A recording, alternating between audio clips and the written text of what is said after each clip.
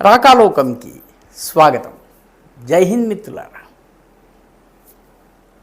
ఇటీవలి కాలంలో పాకిస్తాన్ దేశంలో రాసినటువంటి ఒక పాట కాక్రోచ్ జనతా పార్టీ సమావేశాల్లో తెగ మోగింది. అంతకు ముందు షహీన్బాగ్ సమావేశం జరిగినప్పుడు ఈ పాట మోగింది. ఆ తరువాత రైతు ఉద్యమం నడిచినప్పుడు ఈ పాట మోగింది. అదేవిధంగా జేఎన్యూలో ఎప్పుడెప్పుడు ఆందోళనలు జరిగితే అప్పుడప్పుడు ఈ పాట మొదలైంది. పాకిస్తాన్కి చెందినటువంటి పాట ఇది. పాకిస్తాన్లో మిలిటరీ రూల్ వచ్చినప్పుడు 1970 దశకంలో జియావుల్ హక్ పరిపాలన వచ్చినప్పుడు దానికి వ్యతిరేకంగా ఒక కమ్యూనిస్టు రాసిన పాట. కాబట్టి వామపక్ష భావాలు ఉన్నవాళ్ళు ఈ పాట పాడడంలో ఆశ్చర్యం లేదు. సరిగ్గా ప్రస్తుతము పాకాక్రమిత జమ్మూ కాశ్మీర్లో ప్రజలు స్వతంత్రం కోరుతూ పోరాడుతున్నారు. ఇప్పటికే సైన్యము అఫీషియల్గా ఒకే రోజు కాల్పుల్లో 37 మందిని చంపేశామని గర్వంగా ప్రకటించుకుంది. అక్కడ వాళ్ళు ఒక పాట పాడుతున్నారు. ఆ పాటని నినాదంగా మరిచి పాడుతున్నారు. ఆ పాట భారతదేశంలో స్వతంత్ర పోరాట వీరుడు విప్లవకారుడైనటువంటి రాంప్రసాద్ బిస్మిల్ రాశారు. ఇప్పుడు పాకాక్రమిత జమ్మూ కాశ్మీర్లో ఆ పాట మార్మోగుతోంది. ఒక కమ్యూనిస్టు యోధుడు ఉన్నాడు, సయ్యద్ హస్రత్ మొహానీ, ఆయన పేరు మౌలానా హస్రత్ మొహానీ అంటారు. ఈ హస్రత్ మొహానీ ఇచ్చినటువంటి నినాదాన్ని, ఆ నినాదం చాలా సింపుల్: ఇంకలాబ్ జిందాబాద్, విప్లవం వర్ధిల్లాలి. ఈ విప్లవం వర్ధిల్లాలి అన్నటువంటి నినాదము అక్కడ మార్మోగుతోంది. పదే పదే ఆ నినాదాన్ని ప్రజలిస్తున్నారు. రెండు దేశాల్లో ఇక్కడ అక్కడి పాట మోగుతోంది, అక్కడ ఇక్కడి పాట మోగుతోంది.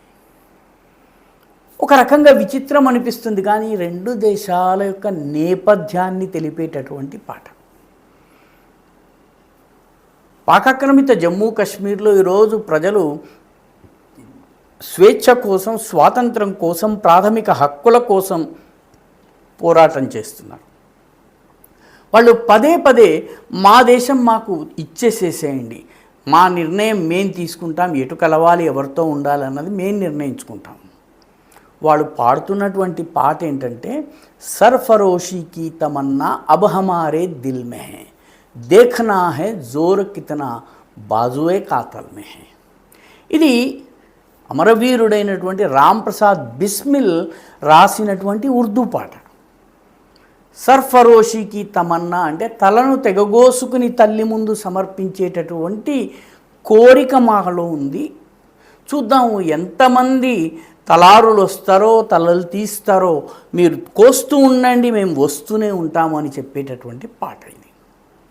పాట చాలా అద్భుతమైనటువంటి పాట. నిజానికి భగత్ సింగ్, అదేవిధంగా అతని అనుచరులు ఉరికంబానికి ఎక్కే సమయంలో ఈ పాటను పాడతారు. చంద్రశేఖర్ ఆజాద్, మిగతా వాళ్ళందరూ కూడాను కాకోరీ ఉదంతానికి ముందు, తరువాత పెద్ద పెద్ద ఆపరేషన్స్ చేసే సమయంలో ఈ పాట పాడుతూ ఉంటాయి వాళ్ళు. అందులో చాలా అద్భుతమైనటువంటి పదజాలం ఉంటుంది. ఖీంచ్కర్ లాయి థి హమ్కో కతల్ హోనేకి ఉమీద్ అంటే చనిపోవాలన్నటువంటి కోరికతో మేమంతా వచ్చాం. ఆషికో కా ఆజ్ జంగట్ కూచాయే కాతల్ మహే, ఈరోజు మేమందరము మృత్యు ప్రేమికులందరం కూడా వచ్చాము, మమ్మల్ని చంపేవాడు ఎక్కడున్నాడు. ఇది దాని అర్థం. చిట్ట చరణంలో అయితే అబున అగ్లే వల్వలే హే ఔరన్ అరుమానో కి భీడ్, మాకు వేరే కోరికలేమీ లేవు, ఆశలు ఆకాంక్షలు ఏమీ లేవు. సిర్ఫ్ మర్ మిట్నేకి హస్రత్, కేవలము ఈ దేశమాత కోసం ప్రాణాలు అర్పించాలన్నటువంటి కోరిక అబ్ హమారే దిల్ మే హై, దేఖనా హై జోర్ కితనే బాజుయే కాతల్ మే హై. బ్రిటిషర్లను నేరుగా తమ ఛాతీ ఎదురొడ్డి సవాలు చేసినటువంటి స్వాతంత్ర వీరుల గీతం ఈరోజు పాకాక్రమిత జమ్మూ కాశ్మీర్లో మార్మోగుతోంది. తమాషా ఏంటంటే, పాకిస్తాన్లో సైనిక పాలన వచ్చినప్పుడు సైనిక పాలనను వ్యతిరేకిస్తున్నట్టుగా చెబుతూ కమ్యూనిస్టు కవి అయినటువంటి ఫైజ్ రాసినట్టు చెబుతున్నటువంటి పాటని ఫైజ్ అహ్మద్ ఫైజ్ రాశారు. కానీ ఒకసారి రెండుసార్లు పాడిన తర్వాత పాకిస్తాన్లో ఈ పాటను ఎవ్వరూ పాడలేదు. పాకిస్తాన్ ఈ పాట వినగానే భయపడిపోతుంది. ఒక్కళ్ళు కూడా దీని గురించి మాట్లాడరు. దీనిలో హమ్ దేఖేంగే లాజిమ్ హే హమ్ భీ దేఖేంగే అన్నటువంటి మకుటంతో ఈ పాట ఉంటుంది. మేము చూస్తాము, మా కళ్ళతో చూస్తాము. ఏం కళ్ళతో చూస్తాము?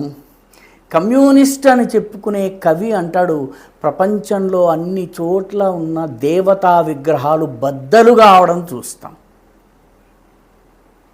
కేవలము అల్లాహ్ పేరు మాత్రమే ఉండేలా మేము చూస్తాం.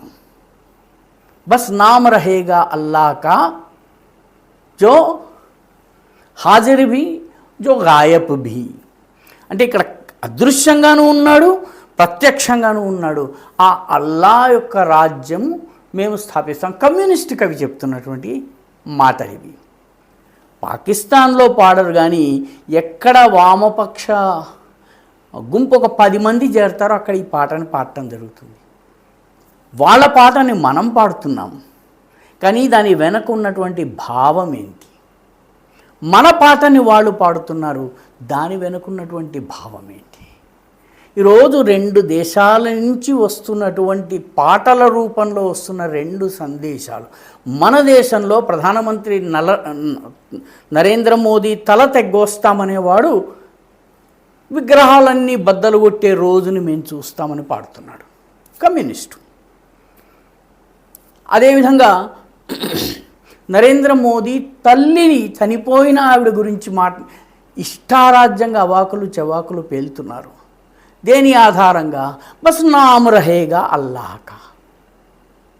ఆలోచిస్తే ఎంత విచిత్రమైనటువంటి, ఎంత కమ్యూనిజంతో సరిపోలన్నటువంటి ఉపమానాల్ని ఉపయోగించి రాసినటువంటి పాట. పాకిస్తాన్లోనే చిట్ట చివరి వరకు ఉన్నటువంటి ఫైజ్ అహ్మద్ ఫైజ్ రాసినటువంటి పాట మన దేశంలో పాడుతున్నారు. మన దేశంలో ప్రాణాలు ఇచ్చిన దేశభక్తులు, ఎక్కడా మతం ప్రస్తావన లేదు, మతపరమైనటువంటి సింబాలిజం లేదు. కేవలం మా తలల్ని అర్పించేటటువంటి భావన తప్ప మాకు మరొకటి లేదు. తలారులు ఎంతమంది వస్తారో చూద్దాం, తలలను అర్పించడానికి మేము సిద్ధం. ఈ భావనతో మన పాటను అక్కడ పాకాక్రమిత జమ్మూ కాశ్మీర్లో పాడుతున్నారు. 2 పాటలు 2 దృక్పథాలకి ప్రతీకలు. ఏది గెలవాలి, ఏది ఓడాలి అన్నది ఈ దేశ పౌరుల ఆలోచనలో ఉంది. కాబట్టి ఏ బొద్దింకల రూపంలోనో లేకపోతే ఇంకే రూపంలోనో వచ్చేసి ఈ దేశంలో ఉన్నటువంటి వ్యవస్థలన్నీ ధ్వంసం చేస్తామన్నటువంటి వాళ్ళు పాడే పాట వెనుక ఉన్నటువంటి ఆలోచనను కూడా గుర్తించాల్సినటువంటి అవసరం ఉంది. ఉద్యమం ఆగింది, రేపు ఇంకొక పేరుతో వస్తుంది. అక్కడ కూడా బస్ నామ్ రహేగా అల్లాహ్ కా, జో హాజిర్ భీ హై జో గాయబ్ భీ హై అన్నటువంటి పాట మీకు వినిపిస్తుంది. కాబట్టి దేశ పౌరులు, దేశవాసులు సర్ఫరోషికి తమన్నా అబ్ హమారే దిల్ మే హై అన్నది స్వీకరిస్తారా, లేకపోతే బస్ నామ్ రహేగా అల్లాహ్ కా జో హాజిర్ భీ జో గాయబ్ భీ దీన్ని స్వీకరిస్తారా అన్నది ఆలోచించాల్సినటువంటి అవసరం ఉంది. ఈ వీడియో మీకు నచ్చినట్టయితే లైక్ చేయండి, షేర్ చేయండి, ఈ ఛానల్కి సబ్స్క్రైబ్ చేయండి. మీ అభిప్రాయాన్ని కమెంట్ల రూపంలో తప్పనిసరిగా పంపించండి.